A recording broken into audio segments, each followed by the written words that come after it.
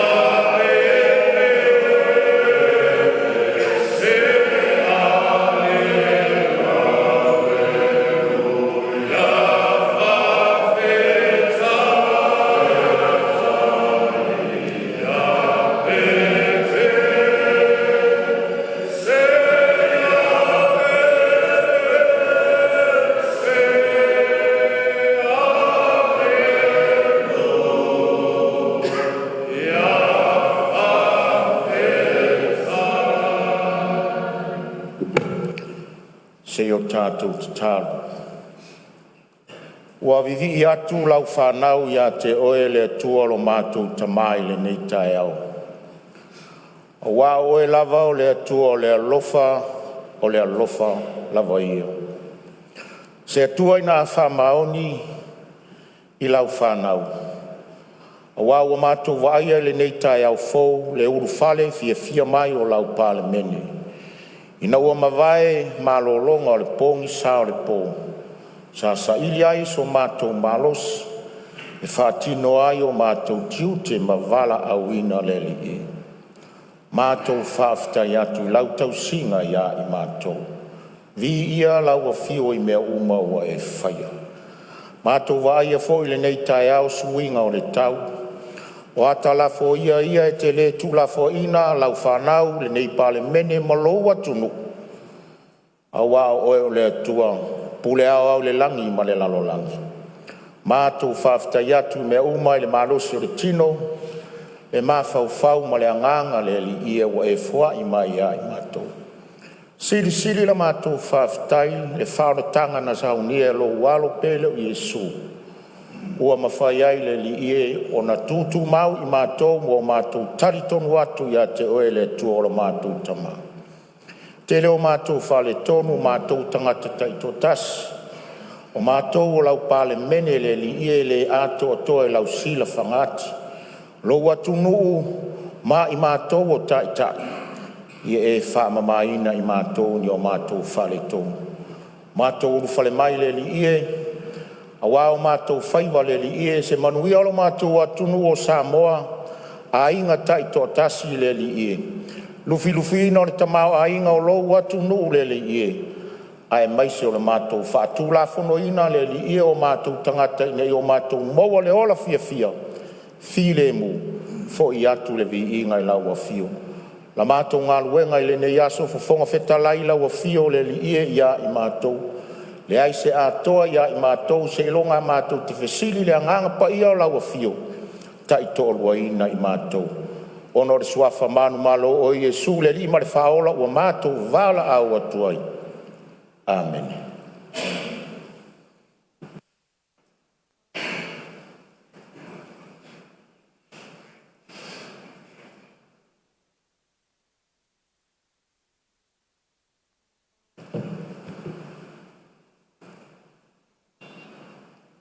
Faftai.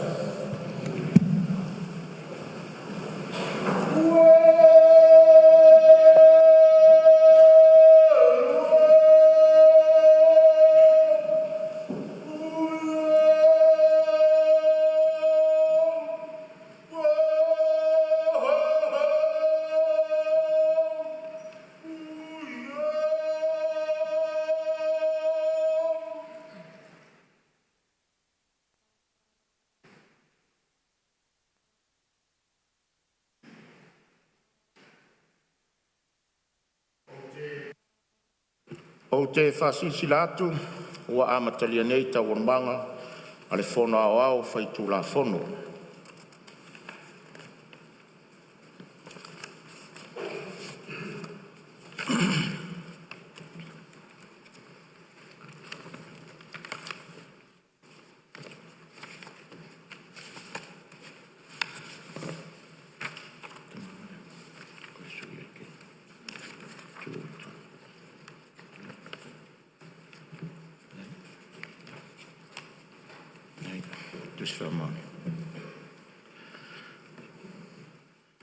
Tusi whamaonia o le filifilia. Whatautoina o suis fono fou o le Palemene.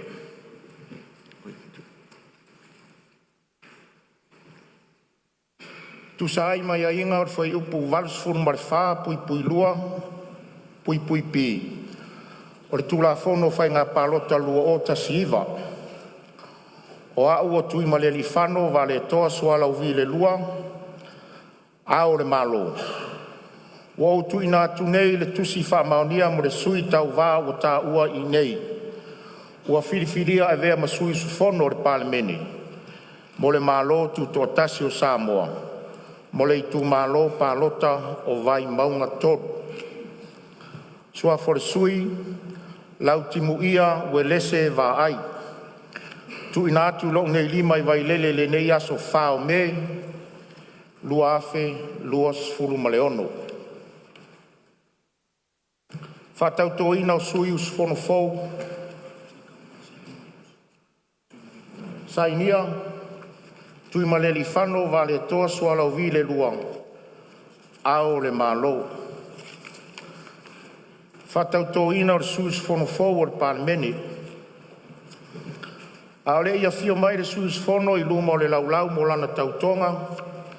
O te wala watu ina ia e tu laia o whaitauina tu la fono lai titi o a mio taualoa a le Palemene. Tu lai mai sui.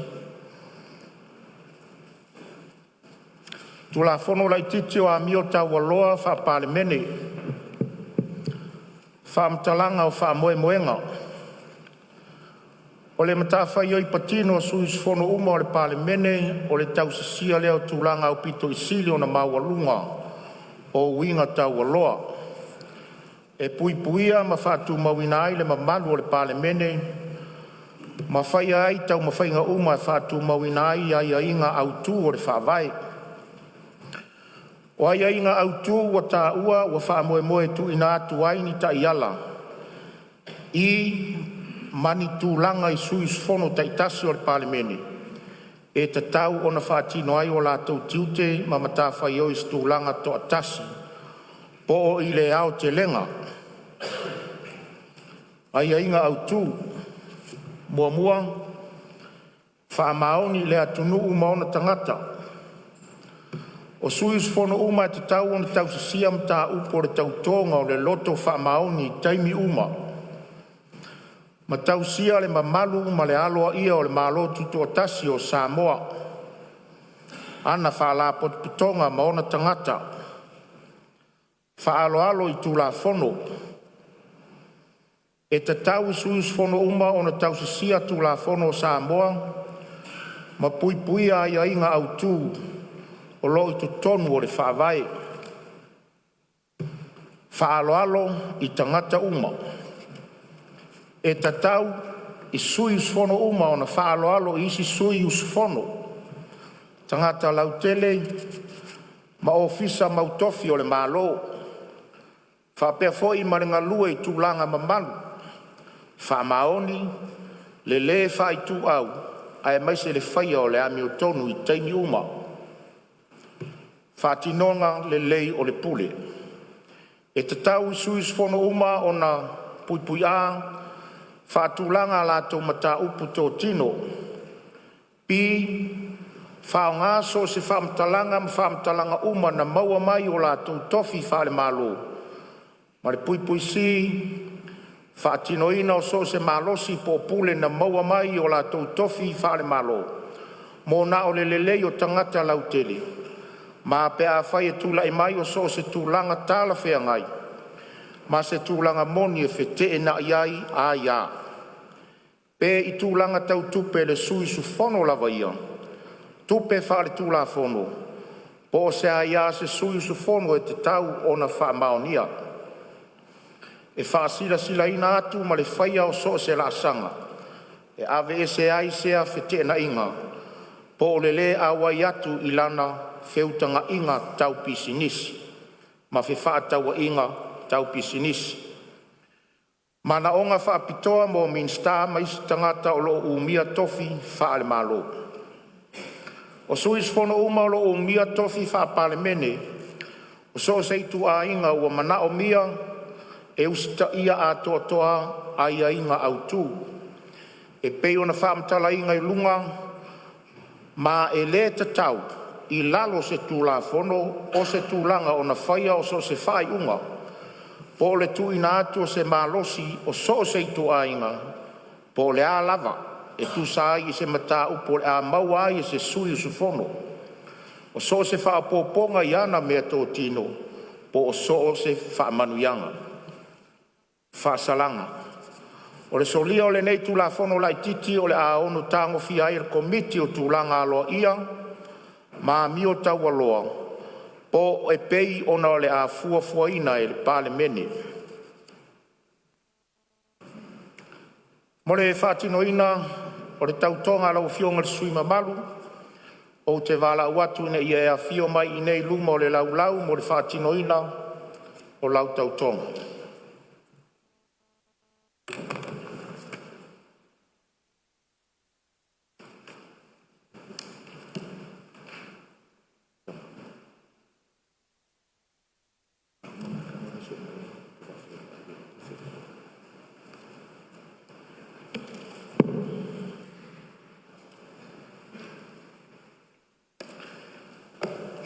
Ia tuulo wa au tau matau, i lunga tuspa ia, tau lo suafa, ma whai tau le tau tonga.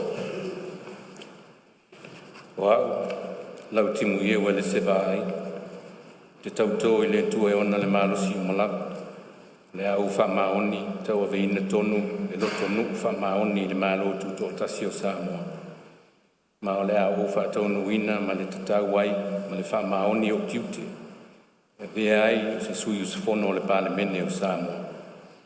Soso ani mai le tua i a teo. Alo whaftai ia, si whaasai ni le sui moa.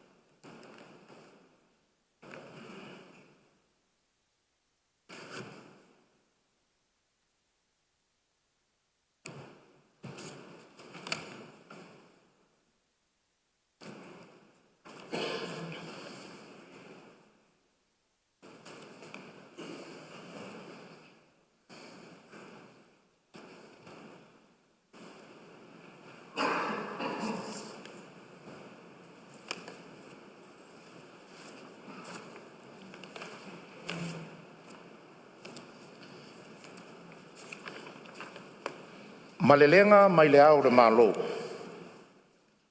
Tusi mo le whafonga whitalai.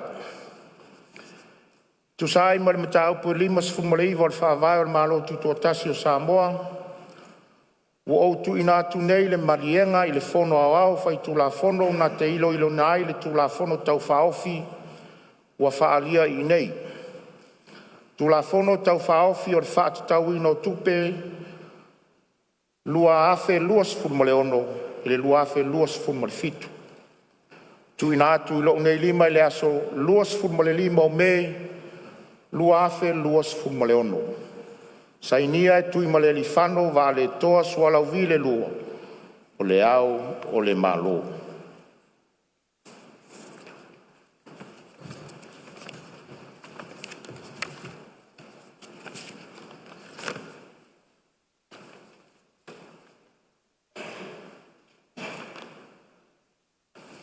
Fasilanga ma le taitai o le mota.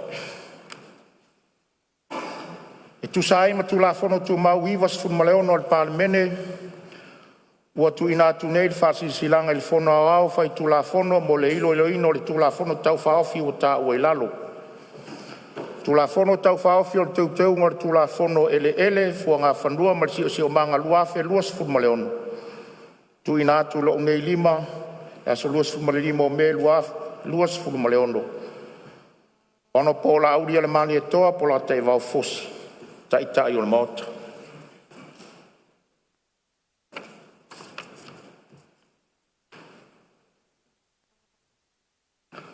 O lea ua e imalae le whaaletoa a le tane o le itu ma le ali o le itu. E pei o le mua whitalai a amalele. Ua noa foi le sai le tupu ina ua pale le au a ua loloma le whatipisi a le unga. Au paia ma mamalu o le whanouso a Samoa e le avea. O sa fo i mawhai ngā e tausi va tele ma pale whea ngai e le nofo a tula o le atunu.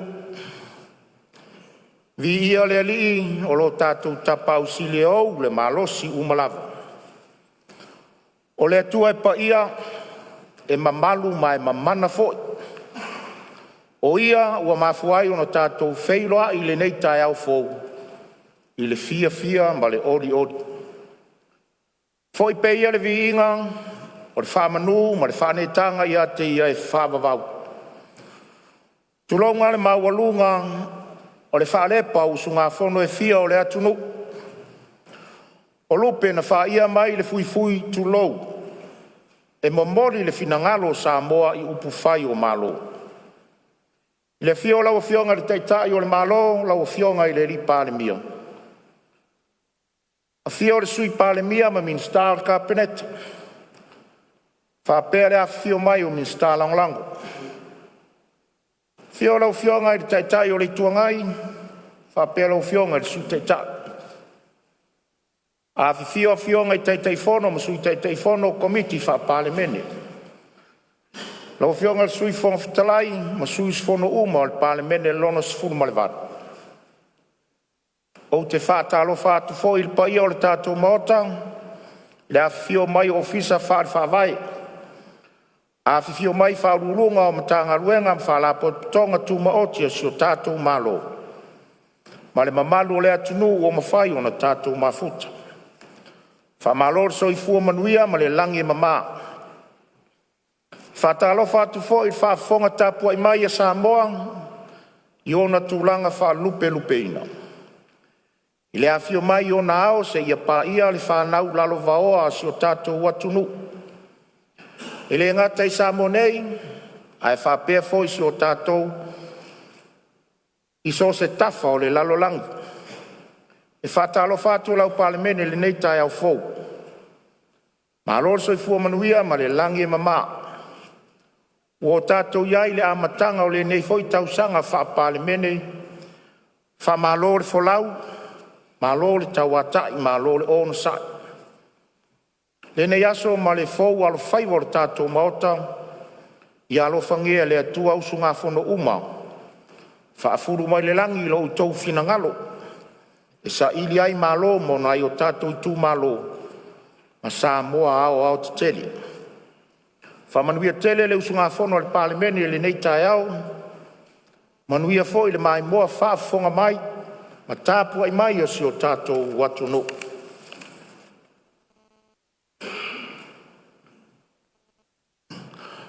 E mo le sila fia le palemene ma le tātou mota. Whapea le mai moa whaafonga tāpua i mai a Samoa, ua ou tau lima ina nei le tusi whaamawai le fionga le sui fono, mo le tū malo palota o sa Aso Lua. Le a fionga ia tu ia pua fua tongi le toa. Mai lona tau aveina o le nofoa o lona i tū malo, o se sui o le vaenga whaupwhai e pui pui a ia te tau tangata le HRPP. Ua whailoa manino mai le tusi, o lana wha mawaienga e afu atu le so, le aso fono le nei, le aso lua sifuru ma leono me, luafe lua sifuru ma leono. E ui ua wha mawai, ai ua manino le fufonga whetalai a ia inga whaare tūla fono, ua ia wha manino mai mo lea la sanga. O ai inga uma ua whailoa mai le fufonga whetalai, ua whaawai ai lana wha mawaenga mo le fia tua le vaenga wha upwhai. O lo a wai atu iai. Ai wha malie mana onga wha le tūla fono. Mo le toe whai o le filifilinga lona i tū malo. E ala i le whai ngā pālota lai titi. O te tari tonu, e le whai ngō fia le whai unga ua tō wha i aila ua fionga i sui mamatu. Ai fia wha leo le whawhitai o le whonga whitalai, a wae ui ia whita, ai ua wha malo whawhitai lo wamana ia. Ma le tauti sia o ala o le tūla fono, e au ona o tātou whaalo alongia i mata upu whapenei. Lea ua whonga le maota ma le atunu i lo finangalo whaatamani, o le aso, o le a tātou tau mawai ai. Kei tai o te awa tele le palemene, a le whaafonga tāpua i mai a sio tū malo sa Aso Lua, o a inga ai maise o le atunu.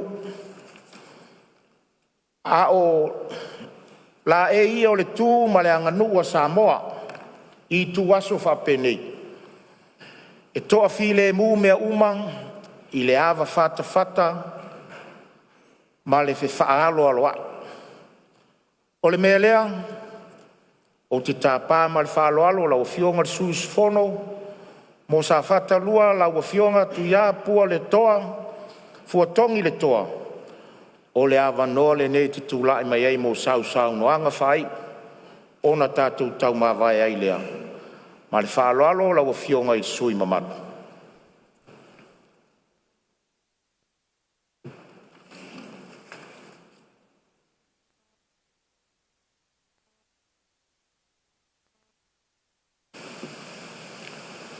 lau fionga le whangwhitalai. Ai le isi I lo wa tai. Au lava no tilo ma matau ta whenga le pai. Ta whai vanuai lo tūlanga I mangalo I so leo. Pane le no foi o le foa. Le e va tapo lau fionga le whangwhitalai. O le paia lava lea le fio lana fionga lau malu le malo.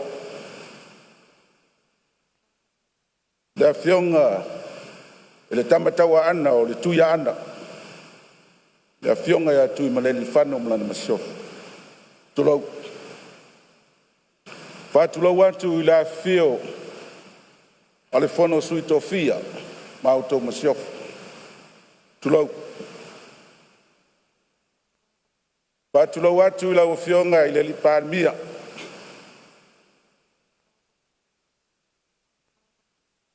Lau sunga I le lauli le mani toa. O le tamao le antunu. O le afio I fong minister kabineta. Afio minister lango. O le nai tu o le vai. Le foi e fio atu le fionga le taitai o le tua ngai le sunga le tulepo le alo le mani toa. Fio atu le fionga sui taitai o le amambua le tuia tua le tapa au whaasina le talainga I ala wofu. Malpaia I ali I matamaitai whaipule o le mauta.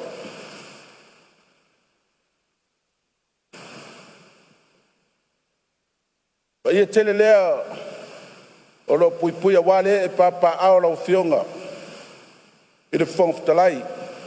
Papera o fionga le sui whangwhitalai. E le whangalo ina lo leo mas wham talanga. Le fio lau fionga le wham sinsili. Lau fionga le presidente o le wham sinonga whanuma swafa. Ali I matamaitai wham sino ma le manu le wham sinonga.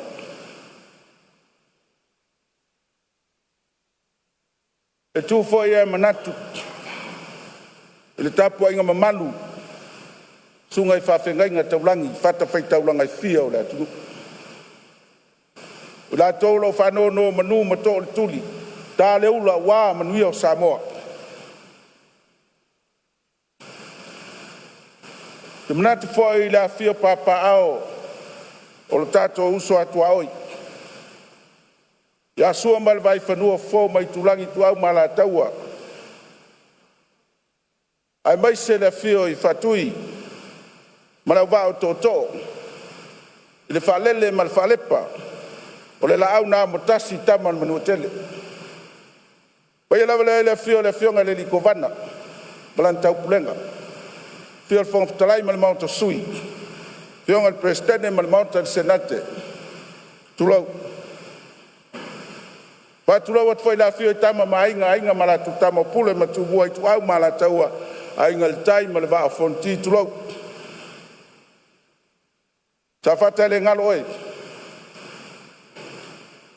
O paia papai mo te faitoa le fia le tu malo pele le nganga patu lo wat paia le fia le inga sa tu mfono o wala fia le falfale unga tagifa fia la fia le faululunga ma le fasuanga le inga ta pautau se le tu malo la altai ya taulo ni mai tangata no fatula ya safata maupu ya toe le ala taua tulau. Vai pai alo ngutu. Tau saili se manatu. Le meane wa warfai le tailea. Ai uruai vasa. Awal pai al mauta lei. Man nei taeao. Ele whaingo fia taeao wha penei lo tu malo. Le tu o le taeao e whaleo ai le toa whau tasi a se whau tautanga wo il tātou tu malo. Le lea lau fionga le whangwhitalai o lau whase e tuangat. Ai le se ulo vai whanua, au no whamanu ruat, lau whiunga whongwhitalai. O lea se laa, lea se tala na sas, i te tātou maafutanga, marua vifana.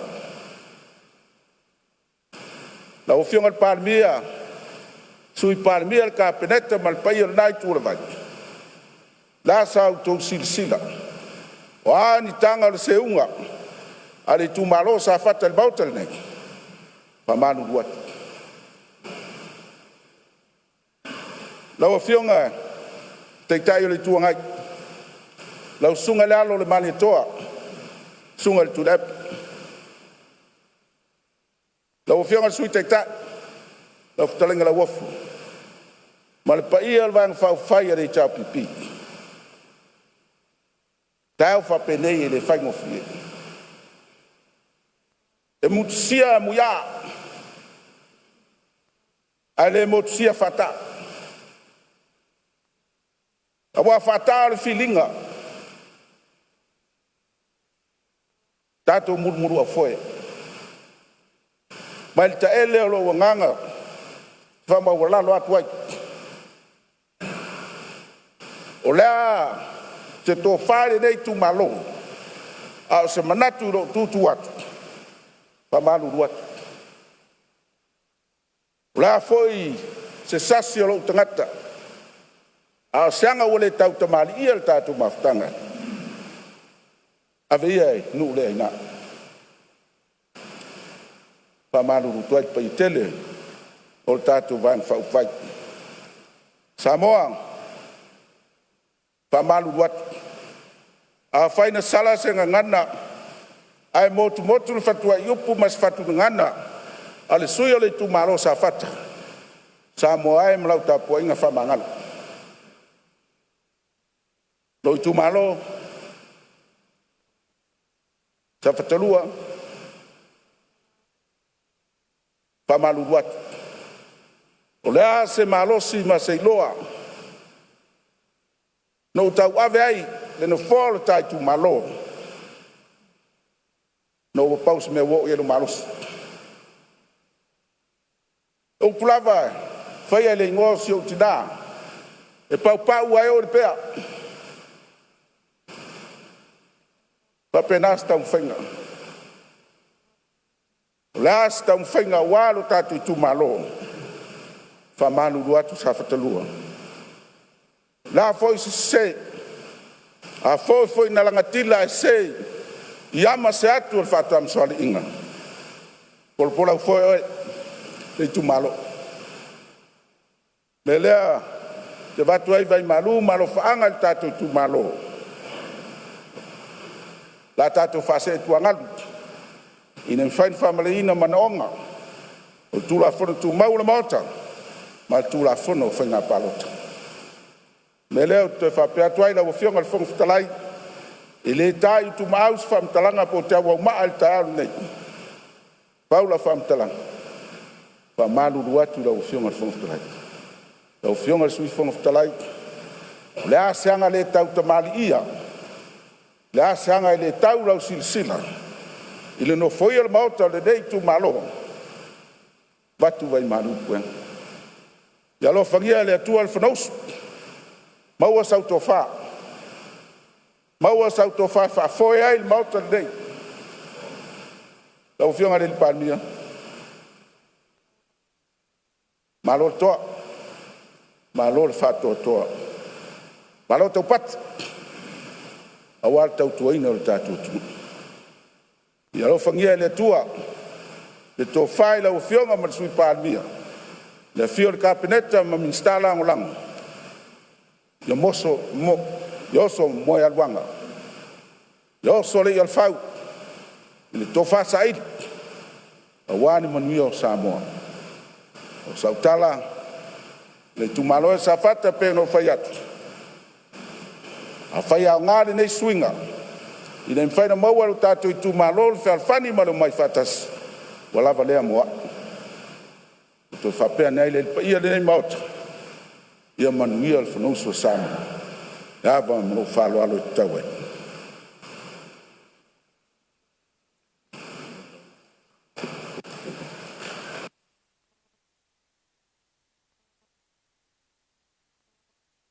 Ele fonftalai ia usavanoa lei o leo matau watu o leo tula mai lo fionga te tai o le tuangai ia salo ai o sau no nga winga le maftanga fo ia sau no ia lo fionga le fionga o le atu fa malo e lo fionga ele molio le tato taulanga molio le tua ele nei taeao o mia na famolianga a fanga solo le fonusu Samoa e o mavoi ona e te pui le tapu tupo wa maru falu pelupe o le tato mauta nei e le fiolo fionga il Palemene malau kapeneta e a whapena foi la fio o sui malu le tato Palemene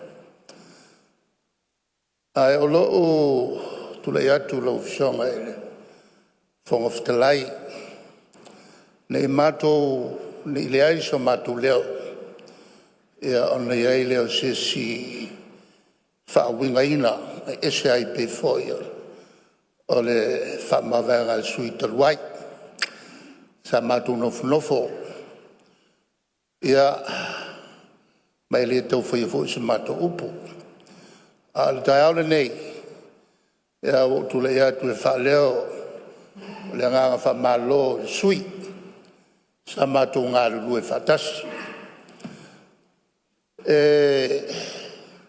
o vanga le nei o vanga pui ia tau tangata melea lo fionga ele sui o safata le ai tele tau fa malo lu mai tele tau fa malo lu mai vanga le pui awa ia tau e lo finangalo sa loto fa pena fo ile lai tu ma to pui fo ia tau le fionga le Palemene ma le mauta nei ma Samoa atoa le o faali lo finangalo sa unalo ma tu fa banianga na taeao fo isa o mai ai lau fa mavanga tustusia na vave ano te taliatu ua talia lau fa mavanga malanga fifia al matu tua lalo le ua sui la vanga e tau tua mal fa maon el Palemene malanga kapeneta malai tu ua e fili e te alu iai ia ana fa pele al matu o mamana e manuia lo fainga malanga tatu to sei loi ile ola fa vau ia ma rosa no e lo fionga ile te tai o le tuangai ia e tu sa vo lau sa no nga mata mo fie foi i mo maftanga fa penei o nga ile fai mo fie i tu aso fa penei o lo pepe fai vai se foi le nei taeao le mota e mamori atu ile nganga faftai lo fionga te tai o le tuangai faftai sa no lo fionga sui mamalu sa fata lua fionga faftai ia le mata watu le tu le mata tai o malo ia la tua tu la no lo fionga le lipani fata lo fatu ile anganga fa lo ile maluta we o le tato maftanga le nei fo i taeao manuia e manatu o le auleto e tolo vai le upenga. O le auleto e seuta filia fo le ngā. A e tauia ina o seu matato anga.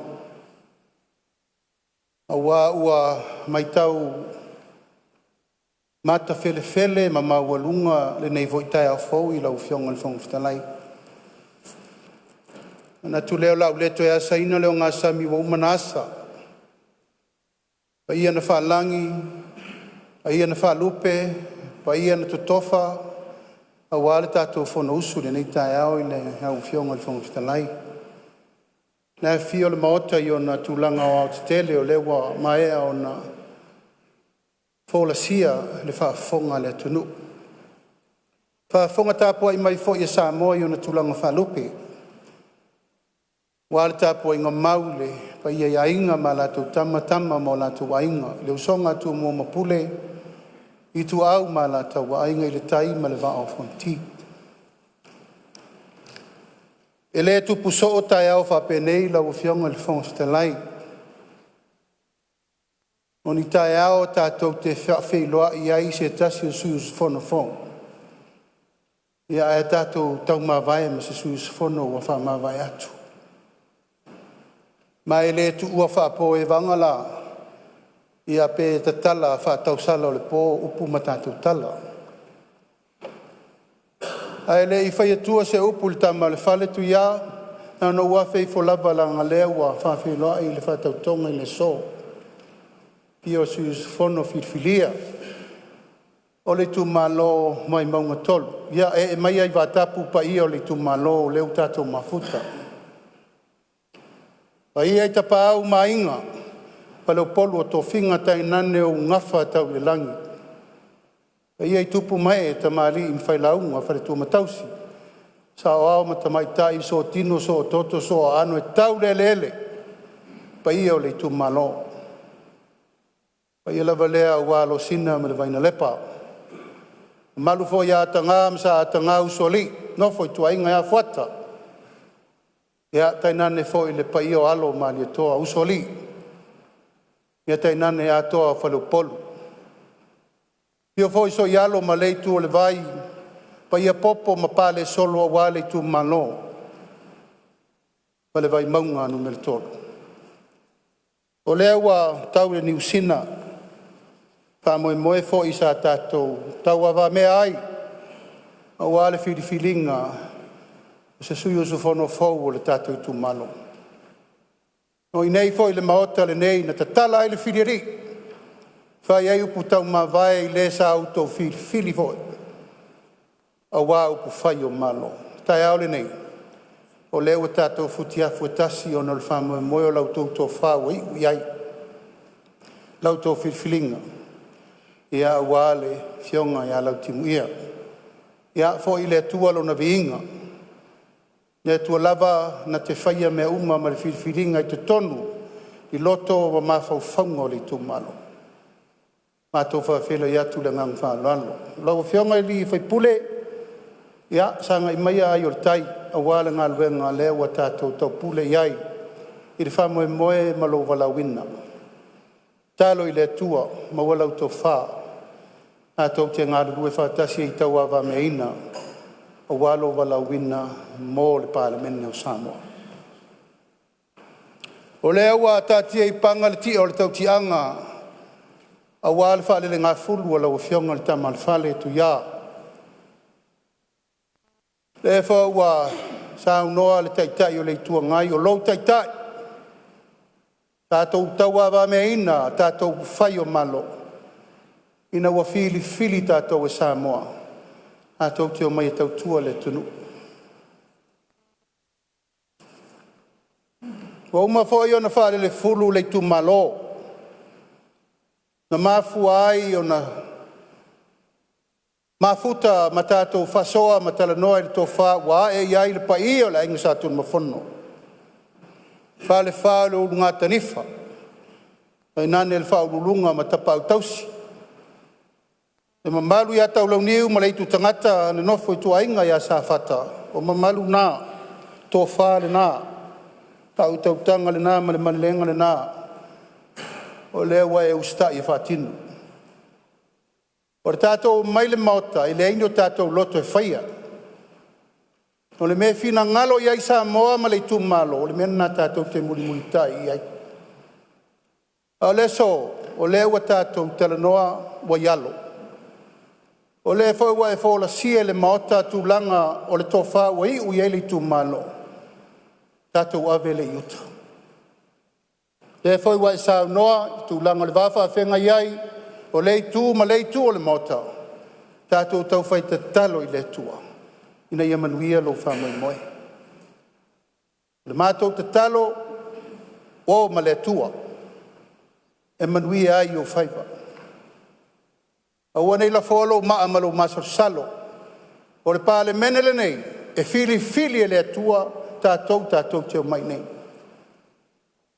Talitonu le talitonu ngare nā whaavai le nā na fili ai oe le amatanga i le uwai no foinga. Le whatoa valu masina talua ni tātou mafuta. E lei se lape pe un sauno atu le fionga i le lipa le lei taitai o le tua ngai i atu le epa. O mātou foi nā. Ia ise si sui saunoa malama, saunoa whaaloalo le motor nei. Lau fionga le tama alfale. Papa ave loa i leo lo wha moe a wale lumana i o le tunu. Ola mātou wha tel atu. Na mātou wha pelea tu ia ma le wha fonga mai ar tātou i tu malo. Ia manuia lo walo whaipa. Mātou te le māsal sal foi. A to e tō manu ma tō afu taeao ma malai mātango fie. O na tātou to e whisira whai le nei wha o ngālo tātou wola. O na tātou teimi o to e tau tua i le malo Samoa. O manu nā. Manuia nā. O wha manuianga nā. Na o mātou pati le pō maula le ula. Ina ia manuia le alo atu le isi whai ngā whiwhilinga Samoa. Ma le tatalo. Tātou te to e whai loa i fo i nei. I le alofa ma le ngale leo le tua. Paso e fo ia mai manuia. Ia, whamalo sau noe rau fionga i le tautai o malo rau fionga i le ripanmia. O manatu lea. Ia, o sau noa ngā tautai le nei taeao, ia, anatu fonga fitalai o tofu i puna ai anaua. Whato whala inga i le nei vaenga o le taeao. Ai le sui o la tua le mafutanga, whaftai sau noe rau fionga le sui mamadu. Leo whafonga le Palemene mo le tātou maota, e meise Samoa lo o sila whafonga tāpua i mai. Whapea nā fwoi se langona. Whawhetai mo lo usau tāua i whaiva. Lo whai ei masui o lo i tūmalo. Le ase mea o le lei o na tātou whai, ia whai lea ma vi inga o lo tātou atua. E asu atu fwoi vai malu i puenga. A wai le malua i pēle tai aso uma o le fōlaunga. Lau fionga sui mat. O a fwoi ni whale tonu o le fong fitalai, i lau mātau mai ma le Palemene. I o tātou maua le loto fe whaamanga loa. A o te talo, i alo whangia le tua lo wha moe moe, la lafo mea uma i le li. O ia e maua ai le tad. Manui alo walo atu mo le whai ngā whirwhili ngā lo i tūmalo. O le a mātou te talo matapua i atu. Tu sai mai a inga le tātou ngā ruenga, o le a te tala, le nei aso le tātou mafutanga o le a tala ua au, a le a whawau ngā ruenga le tātou Palemene. Whaamanumaru le alofa o le tua i lou a fio atu. Ma le anganga whaloa.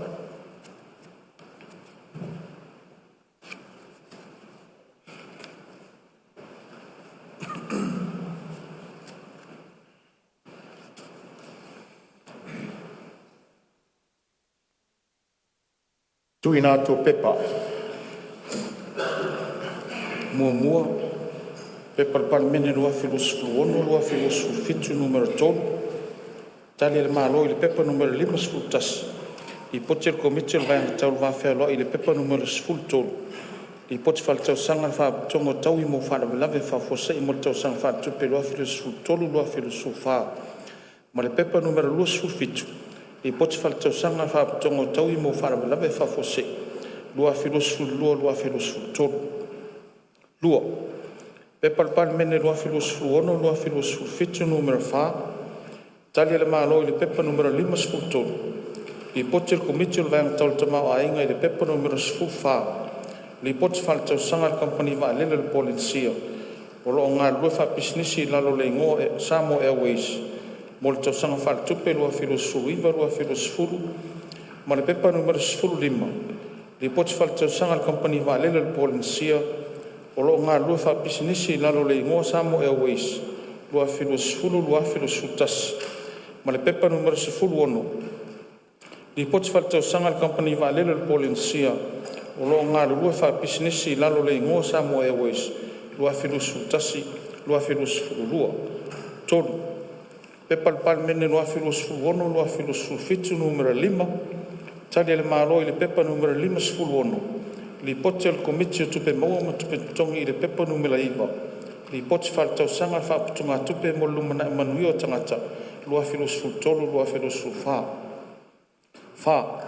Pe Palemene lua filosofulu ono, lua filosofulu fitu numero ono. Tali le malo i le pepa numero valsfulu iwa. Li poche le komiti le vaanga tau le wafea loa i le pepa numero ono se fulu. Li poche fal tau sanga le investea o Samoa lua filosofulu fa, lua filosofulu lima. Lima. Pepa al Palemene lua filosofulu ono, lua filosofulu fitu numero fitu. Tali le malo i le pepa numero iwa sfulu tolu. Li poche le komiti le vaanga tau le tamau ainga i le pepa numero tolu sfulu iwa. Li poche fal tau sanga le tanga longo pisi nisi ala manuia malipa. Lua filosofulu fa, lua filosofulu lima. Ono. Pepa le Palemene lua filosofulu ono, lua filosofulu fitu numero valu. Tali le maro i le pepa numero valsfulu ono. Li poche le komiti le tupe maua tupe tongi le pepa numero lusfulu valu. O li poche fal tau sanga le tanga longo tupe lua filosofulu tolu. Lua filosofulu fa. Fitu. Pepa le Palemene lua filosofulu ono, lua filosofulu fitu numero iwa. Li poche fal tau sanga le ulengo fila ua inga le lau ele. Mo le tau sanga fal tupe lua filosofulu tolu, lua filosofulu fa. Valu. Pepa le Palemene lua filosofulu ono, lua filosofulu fitu numero sefulu. Li poche fal tau sanga le official lo e sili mo le tau sanga fal tupe. Lua filosofulu fa, lua filosofulu lima. Iwa. Pepa le Palemene lua filosofulu ono, lua filosofulu fitu numero sefulu ma le tasi. Li poche fal tau sanga le whaatonga mea tau fale Samoa. Mo le tau sanga fal tupe lua filosofulu fa, lua filosofulu lima. Sefulu. Pepa le Palemene lua filosofulu ono, lua filosofulu fitu numero sefulu ma le lua. Li poche fal tau sanga le tanga longa tina matamaitai. A tina o nuu mafio anga maanga sota. Mo le tau sanga fal tupe lua filosofulu fa, lua filosofulu lima. Sefulu ma le tasi. Pepa le Palemene lua filosofulu ono, lua filosofulu fitu numero sefulu ma le tolu. Li poche fal tau sanga le whaatonga insiwa tau soifua Samoa. Mo le tau sanga fal tupe lua filosofulu fa, lua filosofulu lima. Sefulu ma le lua. Pepa le Palemene lua filosofulu ono, lua filosofulu fitu numero sefulu ma le fa. Li poche fal tau sanga le tanga lengo whaato anga mwhainga whaiwa. Mo le tau sanga fal tupe lua filosofulu fa, lua filosofulu lima. Ma le sefulu ma le tolu. Pepa le Palemene lua filosofulu ono, lua filosofulu fitu numero sefulu ma le lima. Li poche fal tau sanga le official commission whainga parota. Mo le tau sanga fal tupe lua filosofulu fa, lua filosofulu lima. Whalalo lo fio. La forte tai on mota. Tuna to li poti komiti fa Palemene.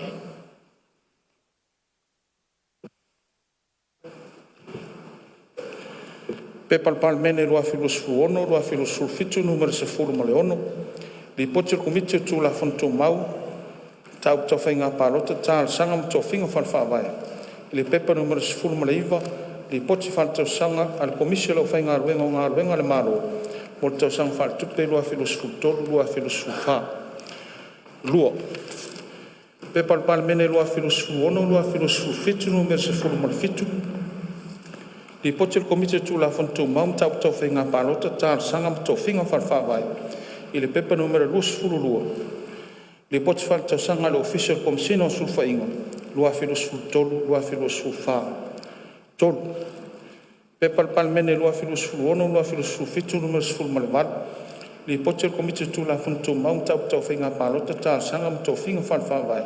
I le pepa numero lusfulu tolu. Li poti fal tau sanga le offistosi mawaenga le malo. Lua filosofulu tolu, lua filosofulu fa. Fa. Pepa le Palemene lua filosofulu ono, lua filosofulu fitu numero sefulu ma le iwa. Li poti le komiti tu la fontou mau tau tau whainga parota, tā sanga mo tau whinga whanwhawai. I le pepa numero lusfulu lima. Li poti fal tau sanga le official lo e sili. Mo le tau sanga fal tupe lua filosofulu lua, lua filosofulu tolu.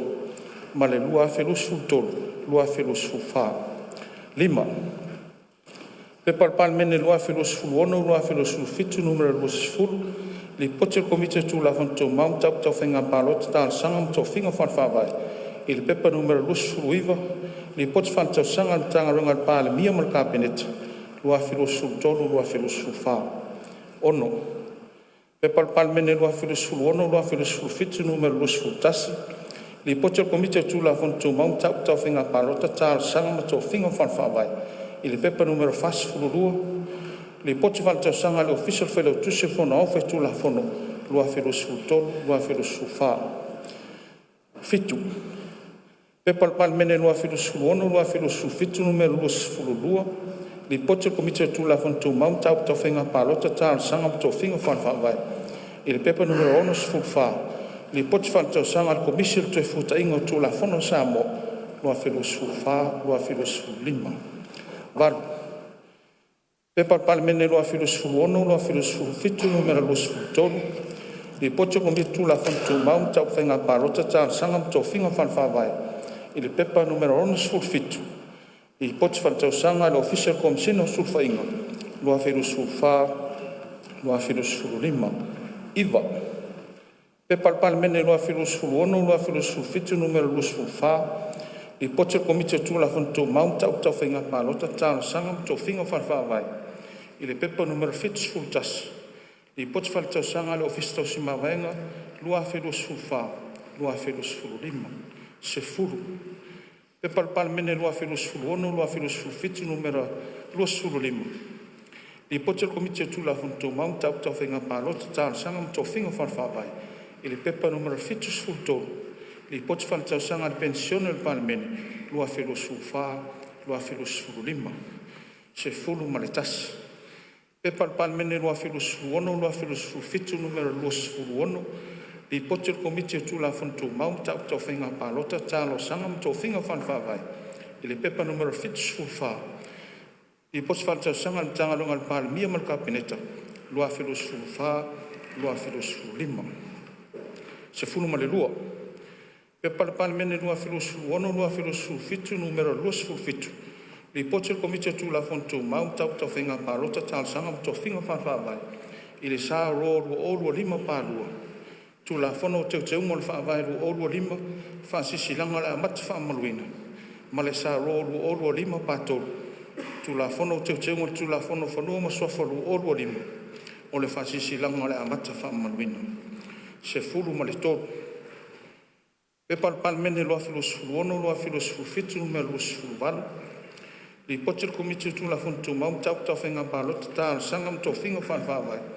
Ile sa o ono pato tu la fono fantontono whainga palota, whapopoino taimi mo whainga palota la ititi mo sa fata mua lua olu ono. Se fulu malwha. Pepa Palemene lua olu ono, lua olu fitu numero lua sefulu iwa, li pote komite tupe maua tupe tongi i le pepa numero fasfu tolu. Li pote faltausanga mtanga luenga o ngā luenga taualumaga, maatina el malo. Lua filosofa, lua filosofu lima. Se fulu male lima. Pepa Palemene lua filosofu ono, lua filosofu fitu numero tolu sefulu. Li pote komite tupe maua tupe tongi le pepa numero fasfulu ono. Li pote faltausanga le Palemene Samoa, lua filosofa, lua filosofu lima. Se fulu male ono. Pepa Palemene lua filosofu ono, lua filosofu fitu numero tolu sefulu tas. Li pote komite tupe maua tupe tongi le pepa numero ono sefulu lua. Li pote faltausanga le kampania pulenga o whaaputunga tupe teu whawhainga aluenga o mawainga tusi Samoa. Lua filosofa, lua filosofu lima. Se fulu marifitu. Pepa Palemene lua filosofu ono, lua filosofu fitu numero tolu sefulu lua. Li pote komite tupe maua tupe tongi le pepa numero ono sefulu tolu. Li pote faltausanga le pulenga o tupe whawao malo Samoa. Lua filosofa, lua filosofu lima. Se fulu marifatu. Pepa Palemene lua filosofu ono, lua filosofu fitu numero tolu sefulu tolu. Li pote komite tupe maua tupe tongi le pepa numero ono sefulu iwa. Li pote faltausanga le tangalonga tupe lua filosofa, lua filosofu lima. Se fulu mariva. Pepa Palemene lua filosofu ono, lua filosofu fitu numero tolu sefulu. Li pote komite tupe maua tupe tongi le pepa numero fitu sefulu lua. Li pote faltausanga le whaaputonga o whaaputunga tupe mo le numana imunui o tangata. Lua filosofa, lua filosofu lima. Lua sefulu. Pepa Palemene lua filosofu ono, lua filosofu fitu numero tolu sefulu lima. Li pote komite tupe maua tupe tongi i le pepa numero fitu sefulu lima. Li pote faltausanga le whaaputunga tupe o whamanuianga mo tangata anu umatutua. Lua filosofa, lua filosofu lima. Lua sefulu maritasi.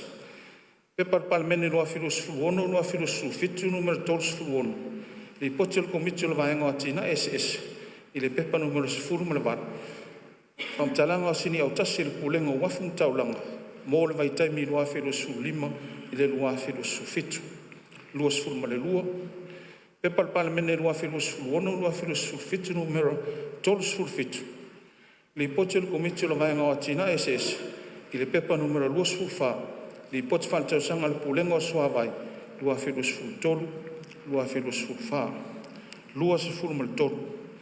Pepa le palemene lua whilo su 1 lua whilo su 7 numero 12 Li pote le komiti o le vaenga o atina SS.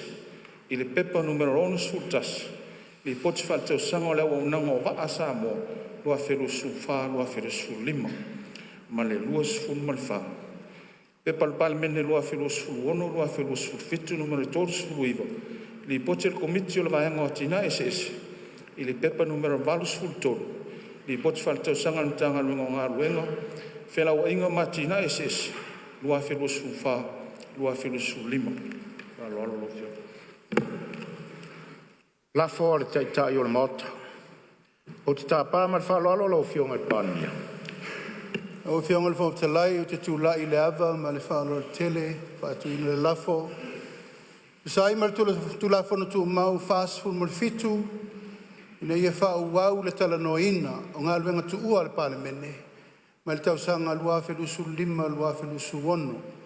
I le whontanga le nei lua whilu su 1 lua whilu su 7. O lau whata tia i lalo pepa o le ngā luenga, lua whilu su 1 lua whilu su 7. Ua whao numela ina le numela tasi, tātou pepa o le ngā luenga o le so. La fore lau fionga le whongfitalai. Whalua le fionga le minsta o tālonga, whapea foi le fionga le minsta o whatoanga mwhainga whaiva. Sili po le a whamaunia le lafo e o finangalo iai sau no mai le ioe. Au ese le ai ua manu malo le ioe. Lafo o minsta. O te tāpā mat whaloalo lau fionga te pānmia. Lai o tula iatu le ava ma le whalo le tele tauai. Tauai ono le tula i mai o swinga upu whai o malo tau sanga o tuanai. Wa ua noti ai le whaatula fono ina o le whaasolongo o le tula fono tau whaofi le nei. O le teunga o le tula fono whalpuipui ma le toefu ta ina lua afe lua sifuru ma le 5. E pei una ua whaofi nei ma whaitawina mo mua le paia inga numela sifuru fitu na mai e nei. O lea u te whai loa manino ai e whapea. Ina ia tau sisia pea tūla ngā lo ia o le ngā luenga le malo. E tu ina mai le palemene, o tūla iai ma le whaalalo e whaatu le lafo le nei. Ina ia o ngatasi mai e ingo le tūla fono tū mau se lau se furwha. Ma ia whaamawina lo ia le toe whaaui e se mai tua o le tūla fono le nei. Tau whaofi o le teutaunga o le tūla fono leo leo, toe fuata ina lua afe lua su 5. Mō le toe tā pena ina ato atoa mai. E le malo fau whiriwhiria nei. Ma toe whaofi mai ai le palemene. I se teimi tā le whengai mo lumanai. Le lafo lea lau fionga. Whalua le fionga le minsta o tālonga, whapea foi le fionga le minsta whatoanga mwhainga whaiva. Siri po la whamaunia le lafo, o e whinangaro iai sau no mare ioe. Au ese le ai, ua manu malo le ioe. Lafo tai fono komiti whapalemene. Tulai mai se tasi o suis fono komiti o tupe maua ma tupe tutongi. Iong al fong fitarai a wai fai nei usunga fono le tato whaapolo ma le whaasangi ia ua le atua ma le tau singa le nemi fono malu whaatulau at fwoi pau al mauta ia e me se fwoi le malu ora se mātou i tu malo fiong al soi malu ia le fwoi mai tau atu su mai le whengai ngā tau langi lau sunga tua nai ma whaltua ia whengai ngā tau langi watu whai ono tama mai te fwoi sātanga mausoli ia malu bulunga no foi tu inga tu e fota ia tato falsa ngau fatu lo wat foi ia wala lo sina mo fi fala sal valas talinga popoli e me se foi le malu soli a to foi polo mo tato fi ona tanga no fatu lo wat o fi ona fo talai Ia taluai ali mai ai loilonga nei komiti ngal wenga tau lalo pe Palemene lua felua sulima lua felua suluono numero fitu sfulu li poti fal tausanga fal tupe tutonu Samoa mo tausanga fal tupe lua sulu lua olua fa lua olua lima la leo tula ia tuai mai falau le faimasui le matou komiti faatule lafa ina ia tusai mai ia inga tula whanoto mau se lau ono pui lua talusangaina ai se faatanganga al fono ao fai tula fono po se teimi whaapopo e mai ai longa nei komiti i le pepa u tāu i lunga ma toe li poti mai ai fono ao i se Fonotaga o Lumanai. Whalua le Mistalongolango ngalwenga tele whapea foi le Mistalongolango tupe ia ma le Mistalongolango whatoanga whainga whaiva. Sili po le awhamani le lafo e whinngalo ai sau no marioe au ese le ai ua manu ma lole ioi. Tula mai rau whionga sui te whono o komiti o le vaenga tau le vāwhea loai.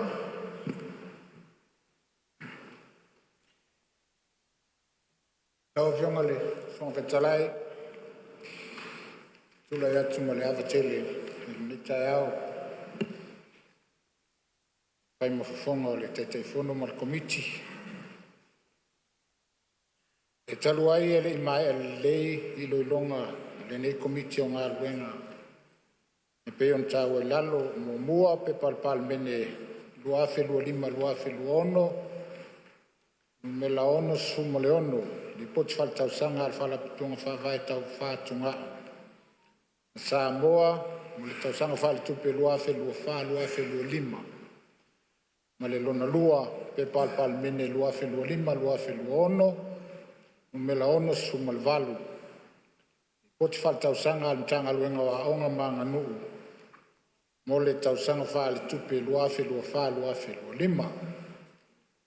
Lala lea lau whionga al whumfitalai e tula iai ma whalo alo e whatule lafo.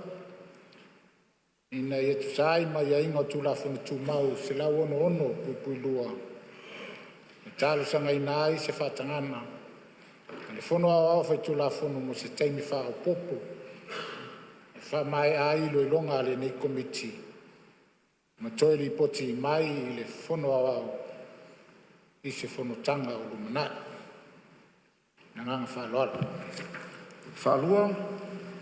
whalua le Mistalongolango o lofiso leo whapea foi le Mistalongolango so tainga. Siri po la whamaunia le lafo e whinngaraisa o no mari ioi. A wese le ai ua manu malo le ioi.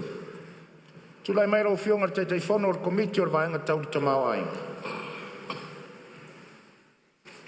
Rau whionga le whongfitalai. Le abatele.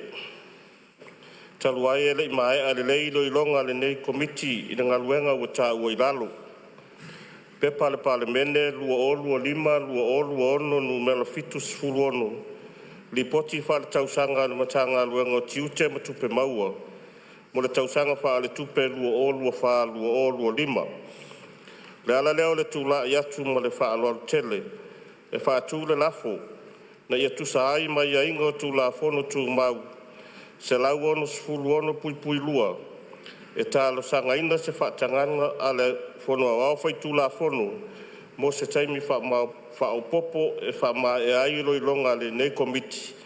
Ma toi li puti mai ai i le fono au i se Fonotaga o Lumanai. Ma le whaaloa lava. Whalua le whionga Mistalonga luenga te tele ma whilaua inga whapea foi le whionga le Mistalonga lango o le tupe. Sili po la whamaunia le lafo i whinngara isa no marioe. Au ese le ai ua manu malo le ioe. Tulai mai lau whionga te whono o komiti o vaenga o ati na e SS. Whaftai atu i lau a whionga le whongawhitalai mo lau a manoa. Tulai atu mbaleanganga whaaloalo nei taeao. Lau a whionga le whongawhitalai. Taruai ele i mai ele leile le longa le nei komiti ngā luenga ua tā ua i lalo. Mua, sa ro lua ono pātas. Tu la fono whātontono pūlenga o malai vāleli. Tu tongi fua pauwina. Tau whae atu malai fonga. Lua o sifurutonu. Lua, sa ro lua o lua ono pa lua. Tu la fono whatontonu o te unga o tu la fono whatontonu o pulenga o malai pāleli. Tu tongi fua pawina, tau whae atu mala fonga lua o tasivad. Tolu, sa ro lua o lua ono pa wha. Tu la fono whatontonu o te unga o tu la fono whatontonu o pulenga o malai pāleli. Tu tongi fua pawina o tau whae atu mala fonga lua ono. Mare wha, Pepa Palemene lua lima lua ono numela valu fa. Le poti fa tausanga mtanga luenga upuna oa fa natura marsia si omanga. Mo le tausanga fa le tupe lua fa lua lima. O le ala le tula ia tuai melangang fa lalo e fa tulafu. Ina ia tu sai ma ia ingo tu la fon tu mau. Se lau ono pui lua. E talo sanga ina ai se fatananga le fono au fa tu la fono. Mo se taimi fa popo e fa mai ai lo ilonga le nei komiti. Ma toi li poti mai ai le fono ao i se fontanga lumana i malanga fa alo. Fa lua le fionga le minstao talonga i fa pe foi le fionga le minstao lango of sotainga. Siri pora fa mania le lafo e fingalo ai sa no mari yoi. Au ese lele ai, ua manu malo le ioe. Ngaluenga o le aso tau le malo, fai taunga tu la fono tau faofi. Momua tu la fono tau faofi o fat tau ino tupe, lua afe luas fumaleono, lua afe luas fumalefitu, ilona fai taunga mua. O te tāpā mar whaloalo lau fionga ni minsta o tupe.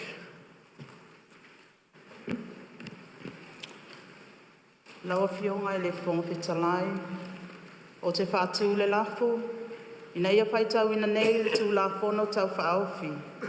Le whātau ina o tupe, lua ono, lua olua fitu, ilona whaitaunga mua. Whalua le fionga ni minsta o tālonga, whapea foi le fionga ni minsta o whatoanga, whainga whaiva. Siri. Pora whaitau ina nei le tula fono tau whaofi, o le whatau ina o tupe lua afe luas fumaleono, lua afe luas fumalefitu ilona whaitaunga mua. O eo finangalo i eisa au noa mare i oe. Au ese i lele ai, ua manu malo le i oe. Stula fono e whatanga ina ai whatau ina nisi o whainga o tupe, ma whapatunga tupe mtanga runga tupe. Malona whaunga aina whakatoa inga runga whatino, mga runga whatino la ite tu ina atu mtanga runga mo ofisi. Ngā ruenga whatinu e tui nātua isi waenga, ma ngā ruenga o whai ewe msui il maro, mō le tausanga whatupe whai wine le stolu sfulu i oni luafi luasfu fitu, tausanga whatupe luafi luasfu ono, luafi luasfu fitu.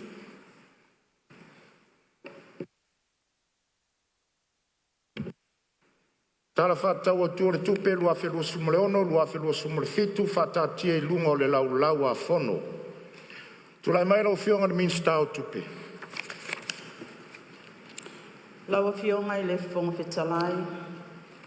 E tu sai matu la fono tu mau tasi to lua pui tasi. O te whatatia i lunga le lau a fono. Le tala whatau au tu o le tupe, lua ono, lua olua fitu.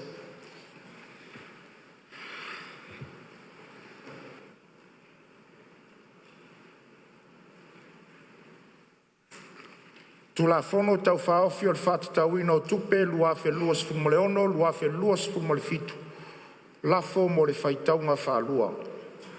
Tu la maira o fionga ni minsta o tupe. Lawa fionga i le fonga fitalai, o te whātu le lafo. Ina ia whaitau ina nei le tū la fono tau whaofi. O le whātau ina o tupe, lua ono, lua olua fitu. Ilona whaitaunga whaalua. Whaalua le fionga ni minsta o tālonga, e whapea foi le fionga ni minsta o whatoanga, whainga whaiva.